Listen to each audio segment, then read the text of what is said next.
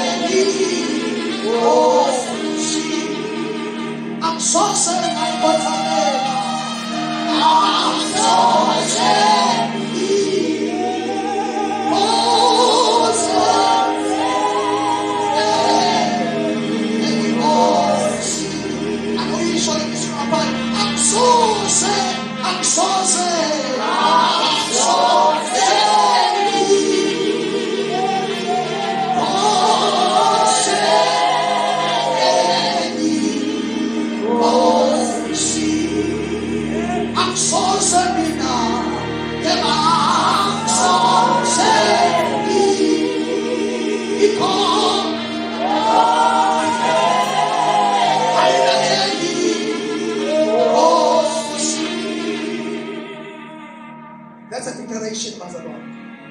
We will serve no other God, but only Him we shall worship. And Pastor Lord, as now you uNkulunkulu uyedwa. Asikhonza even nabantu kodwa uNkulunkulu yena yedwa. Bantu begama lenkosi. We honor people, we love people, we appreciate them, but our God is to be worshipped and to be served forever. Without our scriptures, you are valueless. Umuntu ongana value na usindisiwe, but awuna value because you empty. There are no scriptures. Akuna mibhalo. Because you become valueless. You exposed to into engakwenza ube valueful. Kodwa ungabi valueful simply because uyayizini imibhalo. Another thing that I like to emphasize ukuthi uma usondele evesini uzolifunda noma uwedwa ekhaya yazi ukuthi uyayifunde imibhalo kodwa inkinga yakho uthi ufunde ekhaya uyifunda ugcwele intshumayelo la ekhaya. Yabo uzevesini nentshumayelo wayizwa awuzevesini empty handed ufuna ukuzwa ukuthi lithini levesi from the original text, from the original context of the scripture. What does this scripture say? Mawusondele evesini ufuna imibhalo khohle ukuthi wena uwumZulu, khohle ukuthi wena uwumSwati, khohle ukuthi wena uvela nani, and then sondela ku scripture like an empty man. Ongazi lutho, ofuna ukuzwa istory esisha nendaba entsha nempilo entsha. Kodwa wenza evesini uphethe ikhathi ukuthi mina ngumZulu sigqoka kanje senza kanje already usulahlekele iconcept ye scripture ngeke usayithola because uzofuna ivesi lifite iconcept yakwaZulu. Ivesi lothi likhuluma lento elishoyo wena ulizwe ngokwe background yokuthi wena ungumZulu. Ulizwe futhi ngokwe background yokuthi wena ushunyayelwe ngalendlela. Intshumayelo ezigcwele ekhaya kodwa uzogcwele intshumayelo in a way that izwi alisanamandla okumshintsha because ugcwele intshumayelo kakhulu more than the word. Just because I just want to go on that asisikhuluma but ngalokho namhlanje sikhuluma ngokunye namhlanje we are in faith and thanksgiving. Chapter 1 verse 1 mama ngicela ufunde wehle kunalo sizwe nalo mama lo. Yes. Isihloko bazalwane sithi ukuzalwa kukaSamuel. Verse number 1. Kwakukhona umuntu waseRamathayimi Sofimu lasezintabeni zakwa-Efrayimi ogama lakhe lalingu-Elkana indodana kaJerohamu no-Elihu kaThothu kaSifu ka-Efrayimi. Come on now. Amen. Umhebero wamahebero. Susufuna kanje isempilisa baba. Wayenabafazi ababili. Igama lomunye lalinguHana. Igama lomunye lalinguPenina. uPenina wayenabantwana, kepha uHana wayengenabantwana. Lo muntu wenyuka emzini wakhe iminyaka ngeminyaka ukukhonza nokuhlabela uJehova Sebawothi eShilo. Kwakukhona lapho amadodana amabili ka-Eli, uHofini noFinehasi, babengabapristi bakaJehova. Kwathi ngosuku Elkana ahlaba ngalo, wanika uPenina umkakhe nawo onke amadodana akhe amadodakazi akhe izabelo. Kepha wanika uHana isabelo siphindwa kabili ngokuba wayemthanda uHana. Kancane mama, mhlawumbe ngesiditho kancane usalapho. Niyezwa bafethu ukuthi umema uyaphiwa imali. Manje igama lenkosi. And then umema unjani la? Uyaphiwa baba usikhosana. And then uyazwa ukuthi lo baba lona wayezimuphe umkakhe emuphe kube double. Mase kuyonikela. Ayimzolwana. Asiqhubeke mama bese sithatha iditho kancane la. Yankacelisa baba. Kepha wanika uHana isabelo siphindwa kabili ngokuba wayemthanda uHana. Kepha uJehova wayesivalile isizalo sakhe. Yes. Isitha sakhe samnqokoloza kakhulu ukuba amchithelise ngokuba uJehova wayesivalile isizalo sakhe. Kwathi kuba Elkana enze njalo iminyaka ngeminyaka lapho enyukela endlini kaJehova, wamnqokoloza kanjalo, ngalokho wakhala akadlanga lutho. Wayesethi uElkana umyeni wakhe kuye, Hana, ukhalelani na? Awudli ngani? Inhliziyo yakho idabkeleni na? Angidluli yini amadodana ayishumi kuwe na? Yes. Wana wasukuma, nxa sebedlile eShilo bephuzile. U-Eli umpristi wayehlezi esihlalweni sakhe ngasensikeni yomnyango wethempeli likaJehova.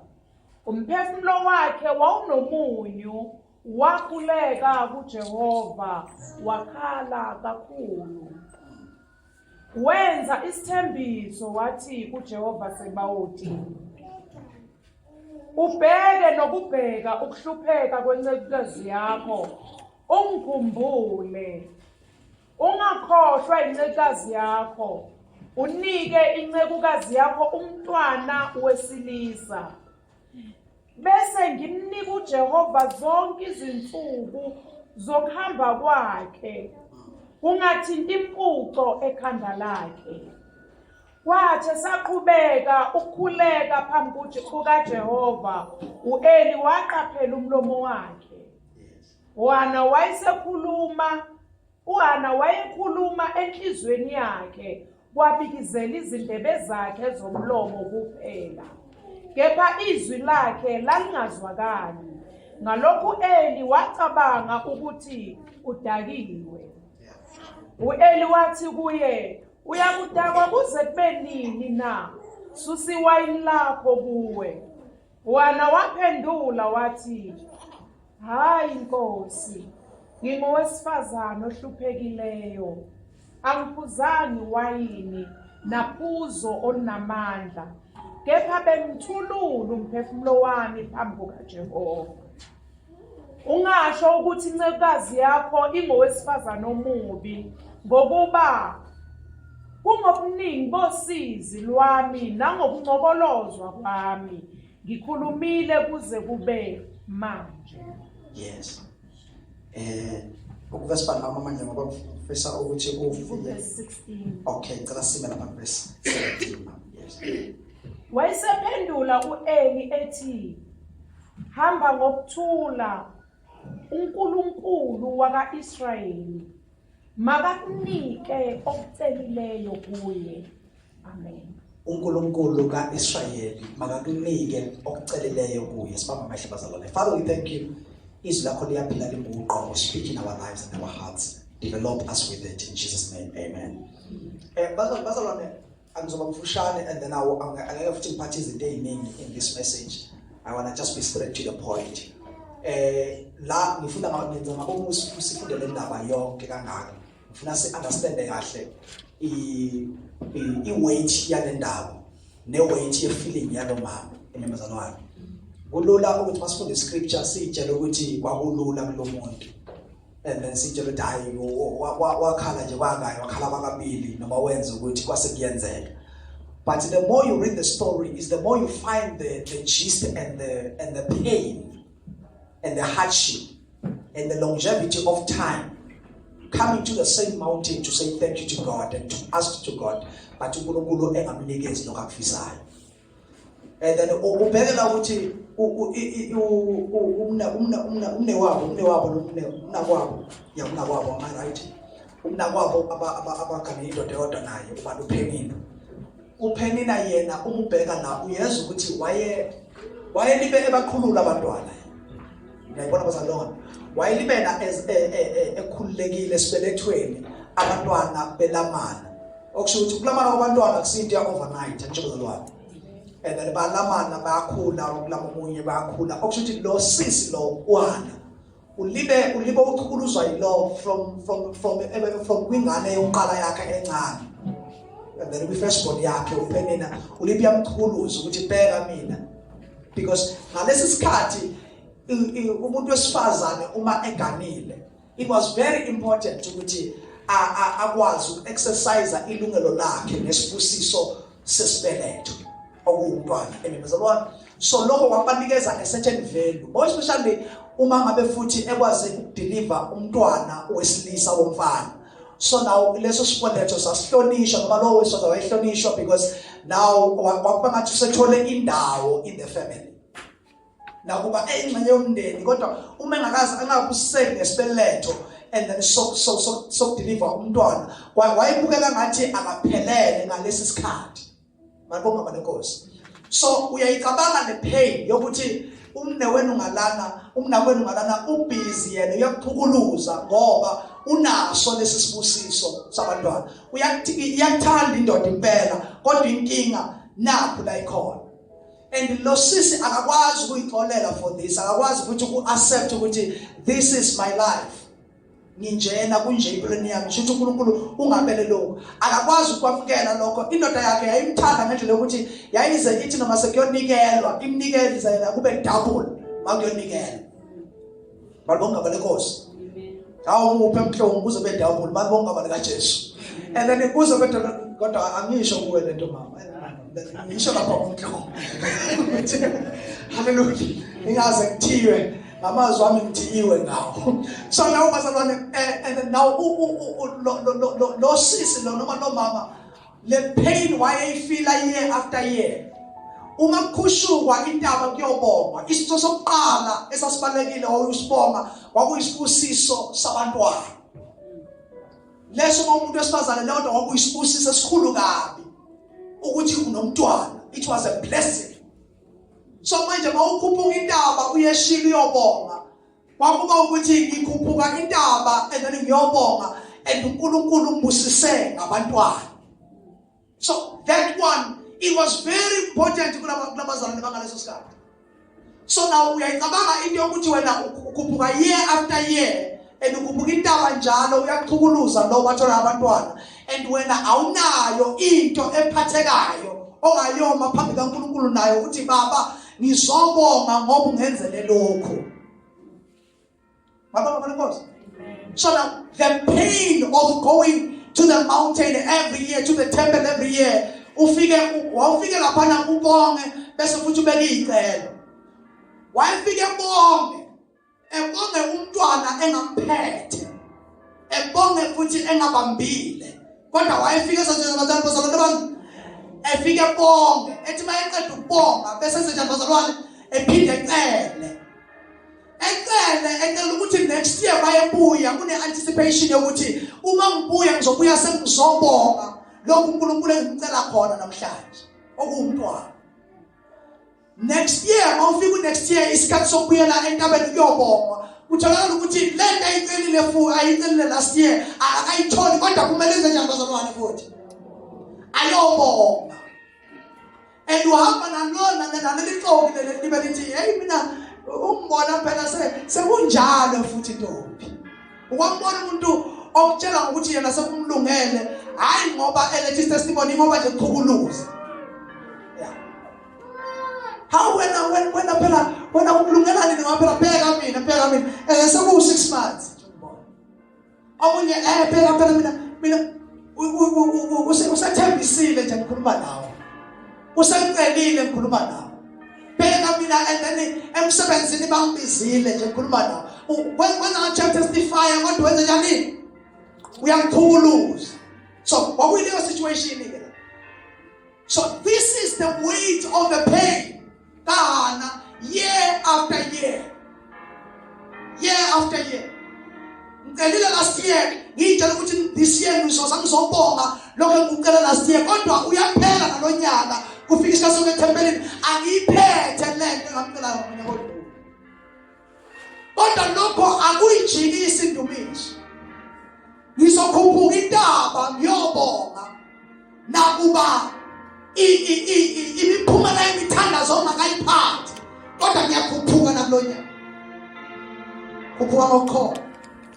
Mabonga malenkosi. Njalo makalwane. Uthe maqala unyaka. Wane icelo. Usiyophela unyaka manje. Ezinye zalezi zinto azikenzeki. Kodwa ngithi asikhuphuke futhi again this year. Awu mabonga malenkosi. Buka lona umuntu makalwane. Asikhuphuke. Ubuso bakho kunyuka kube limpela kodwa senze njani? Ukukhuphuka lo mama and then akumnandi izinto azikho lula every year.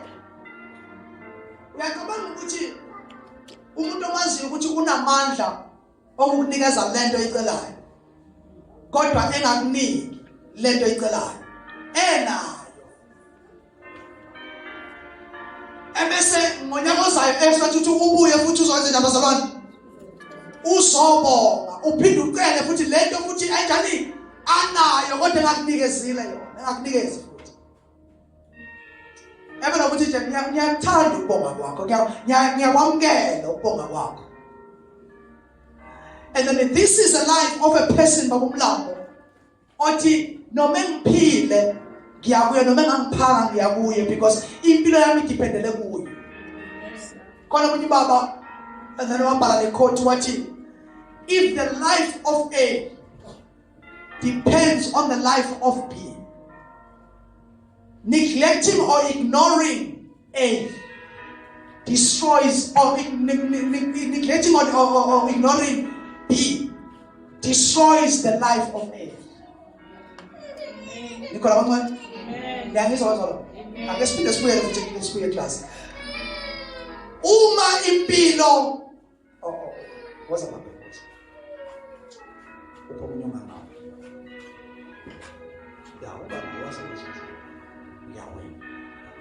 Baik apa? Ban usih, apa ni sih? Apa ispo? Cons. How soon will you cons? Ini apa pasal? Okay, ke. Number now A. What's malay. What's boleh kasih A. Now A pasal apa? Now B. Uma ukuthi impilo ka A kasihle idependele kumendi ukuze phile impilo yakhe idependele la. Uma umendi uma usihle ezothi akudingi mendi ethi disconnect from mendi. Ethi akudingi mendi ngoba ngicela ukuthi nokuthi wanganginikeza khona akudingi. Kodwa asikahle ukuthi impilo yakhe idependele kuyena. Ukuthi disconnect no mendi akubulali umendi. Kodwa kubulala abantu bazalwane. Kubulala usihle. Senzile bancane. So now okusho ukuthi usihle noma engayitholanga lento ayicela kumendi. but kunento ebalulekile kasihle ekumeni more than lento ayicelile okuyimpilo yakhe. It depends on umendi.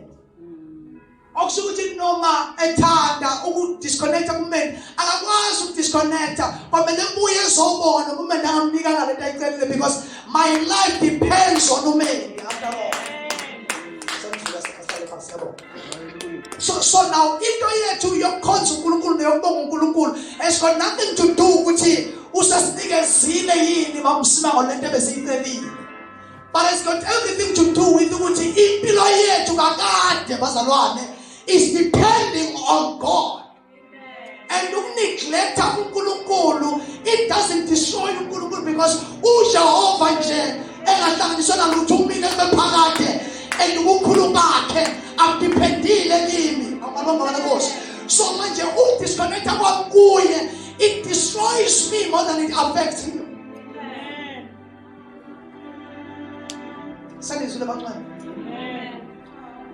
And then bazalwane, you must understand the insindiso yethu nokuhamba kwethu noNkulunkulu nokumbonga kwethu uNkulunkulu ukuthi has got nothing to do with ukuthi usasinikile, but it's got everything to do with ukuthi ubani kithi. Who is he on us? Amen. Angakawuvuli lo mnyango ungaphela iminyaka engawuvulile unawo amandla okuwuvula. Kodwa noma engawuvulanga still siyabuya kuyena sizobonga. Why? Because impilo yethu yonke kahle kahle depende kuye. Ngoba uyazi ukuthi noma sifa thina la still futhi sifela bani? Ngibona le Nkosi. And then noma sivuswa futhi ngasuku olukhulu sivuselwa bani? Now ayikho idinga bethu Paul yini engasihlukanisa nothando kaKristu na? Ngabe inhlupheko, ngabe indlala, ngabe ukweswela, ngabe it's because I understand ukuthi impilo yami kahle kahle it depends on him more than anything anganikeza yona. Yes. So umama ke wayekhuphuka njalo understanding that concept ukuthi my life depends on him. Lento ukuthi ayi uNkulunkulu sengicele kaningi wangangenzela ukuthi nokuthi wangenzela ukuthi nokuthi ayi ngiyayeka manje ngiyozama kwenye indawo. It doesn't affect God. Ngoba ulibe uNkulunkulu nje ehlele esihlabeni. Because before when uba khona wayevele njani? Ehlele futhi esihlabeni nganyakazisekile leso sihlalo. Wathi ngithi unyakazi kuleso sihlalo. Makabonga uJesu. And then akashintshwa ukuthi mina ngiyamneglecta. He remains God. So now lo mama wayelibe buyile ezobona noma engayitholanga into ayifunayo. And then now kukhona enye into futhi eshiwo ubaba umfundisi uJ John. uJ John wabhala iquote elilanga wathi yena ungabe grateful noma ukuba grateful bese ungapractice ukuba grateful. Ufana nomuntu who wraps up a gift ebese angayinikezeli kulo muntu ambongayo.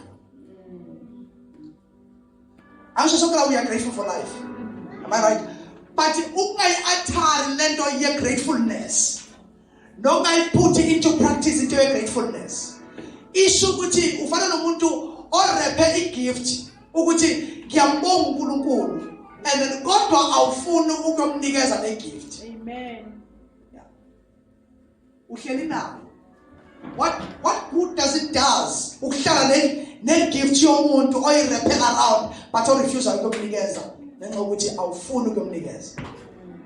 So there are so many of us who are grateful to God but abangakwazi ukurepha igift bayihambise kuNkulunkulu. Bakwazi ukuyirepha kodwa abakwazi ukuyihambisa. Awukuthi makhalwane ugcine ukuyihambisa. Ngiyazi ukuthi you are grateful. Akekho bathi wethu la oyibongayo. Ngiyazi unomsebenzi wakho nawo ubonga usibonga uNkulunkulu ukuthi uNkulunkulu wangenzela lento. Ngiyazi ukuthi even nokuvuka kwakhe ekseni nakho ukubonga ukuthi it's God's grace. Kodwa manje kunabantu abaningi abantu be aware ukuthi it's been God all this time but bafana nabantu abarephe igift mase bahlala phezu kwayo bangayihambisa kumnikazi.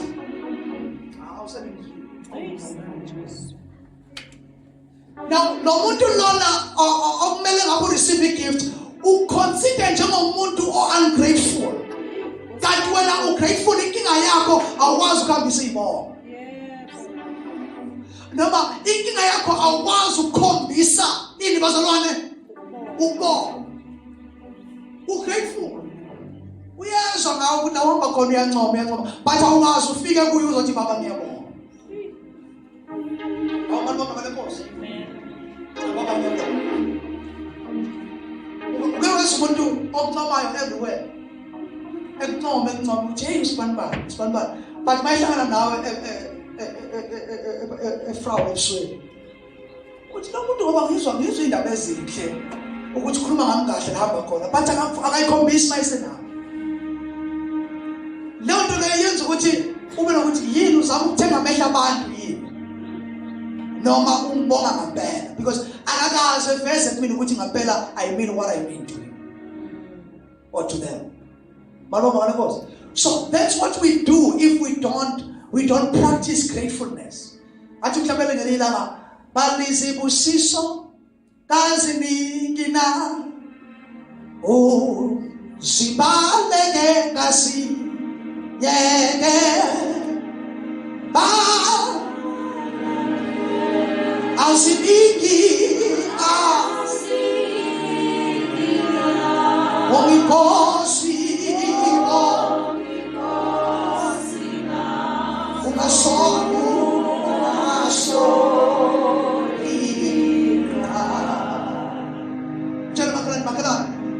isikhathi sokufa. Thina noma izimakhelwane leyo gift okuyirephila all this time. Isikhathi sokuyihambisa. Isikhathi sokuyihambisa. Makhelwane kulo nyaka leyo gift ayilale kuya inale kumnikazi lo nyaka. Inale kumnikazi. Awuphela lo nyaka iba nje umnikazi wayo ngisho. Be grateful. And practice gratefulness. Speak gratefulness. Utter gratefulness. Say it. Confess it. Walk it. Speak it. Be grateful. Yeah, Mama. La Pela. Dasi. Onikosi, Umasoni,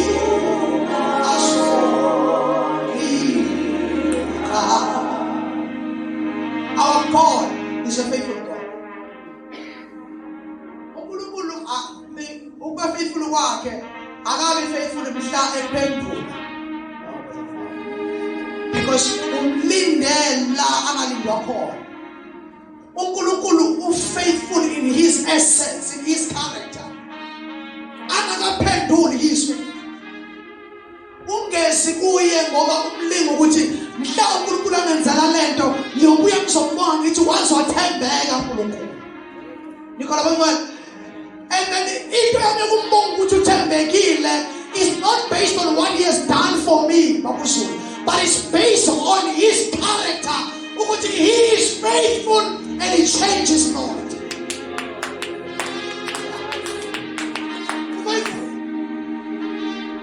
Ufaithful abantwana besadla amadrashi thandazile abantwana baqoba badla amadrashi kodwa akumshintsha kumele faithful.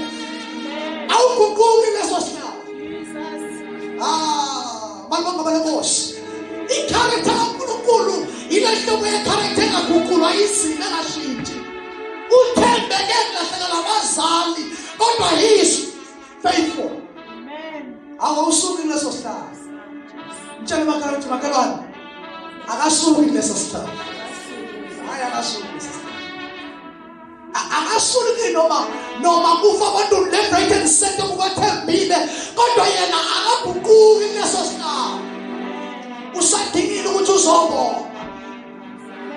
Usabizele kubongela ukuthi come with grateful heart, come with thanksgiving. in your heart and enter the courts of heaven with thanksgiving, declaring the goodness of the Lord. You are faithful, Lord God. You are kind, oh Father. You are marvelous, so Jehovah. Impela umuhle uthembekile.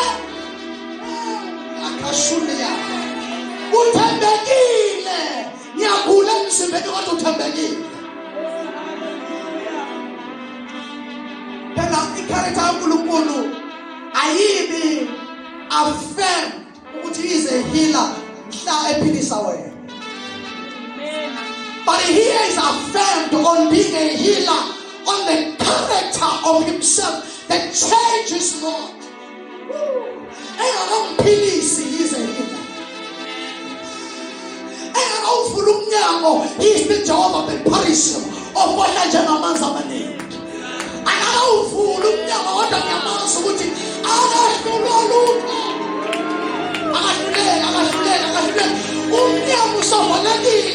Ingelile ukuthi awuvula understand ayile ngingalisi into enkulu kuNkulunkulu zangenzeka kulonyaka kodwa lokho akusho ukuthi uyisehluleki because it doesn't affirm by opening a door for me to be called a great God. He is the great God before I was.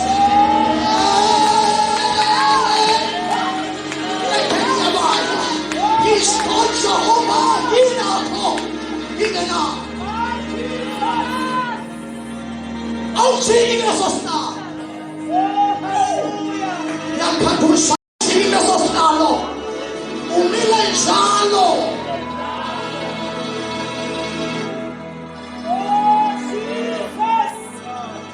Yakao senekaya makumshongo. And then listen na si Hamdi katajale dale. Oda usho uche akasasiya the God the peace. The God of peace. Unkulunkulu okthula. Ukosa lulo okthula. Awujiki ngesasta. What I'm teaching on a land tonight. Not tonight. But what I'm teaching on a land right here.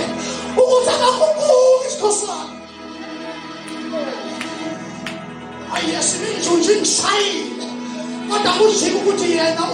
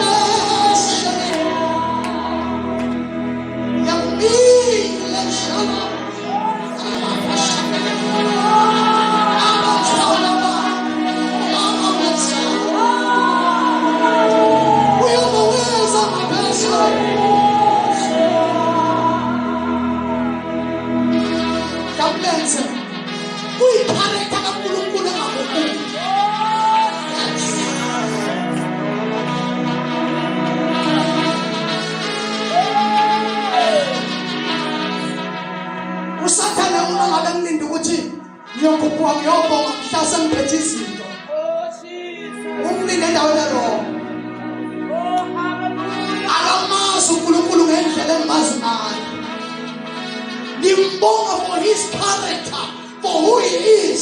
I'm going against this.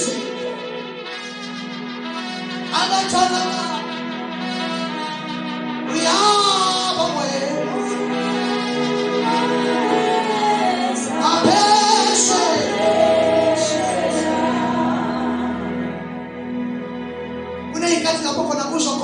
You feel like you are alone in the situation.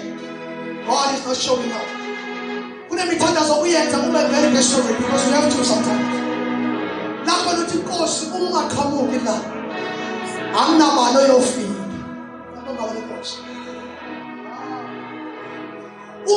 Fedi wena akekho umuntu oyongizwa mangezwa kube ngathi uthule kube ngathi akaqhamuka kunesimo makusona wazi ukuthi ibi nomzali wami ngeke ngidabule kulesi simo ibi nomyeni wakho ngeke akudabule kulesi simo ibi nonkosikazi wakho ngeke akudabule kulesi simo la khona you are drowning in your tears.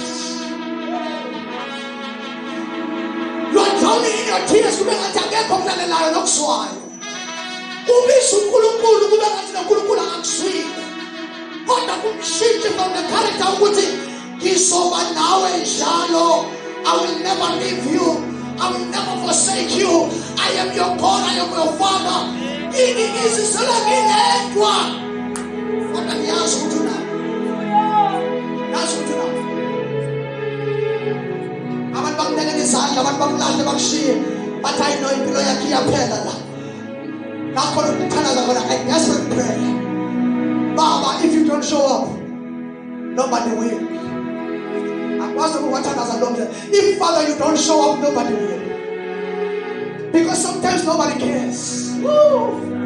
Nobody will. And sometimes nobody knows that you are going through something. Nobody understands. No one can tell about you again because you understand that Father is only you. We are the Talaba. We are the ways. La Pesha.